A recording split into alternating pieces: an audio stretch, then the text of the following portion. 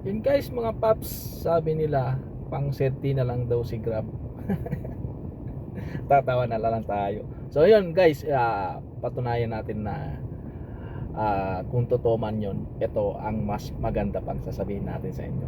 So ito, tulad nito, kakatapos lang natin kuha ng strike, o kaya ito yung incentive natin na 3 to 6. Actually pangalawa na natin yung 11 to 2 PM kanina, kasi 3 hours yung strike natin o kaya incentive natin.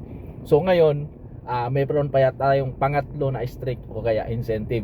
Yun nga lang, nasa terminal 2 tayo yung kinuha nating destination, no? Yung strike natin, yung area. So ang gagawin natin, dito natin mapapatunayan na ang safety dito natin gagamitin. So dahil nga nandito tayo sa bandang north, Tandang Sora, mag-safety tayo ngayon sa papuntang Terminal 2 dahil 9 PM pa naman ang schedule natin doon sa strike natin doon.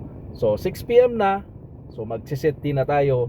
Ito pala yung kanina, 3 PM, at saka tapos ito 9 PM.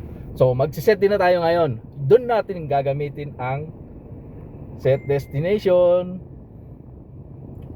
So ang ilalagay natin is sa Okada na. Sa Okada tayo, no?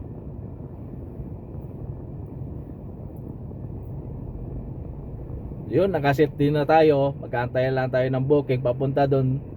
At yun ang tinatawag natin na diskarte tips. Yun, yun tinatawag nila na pang safety na lang daw. We. So ingat tayo lagi sa biyahe, and God bless everyone.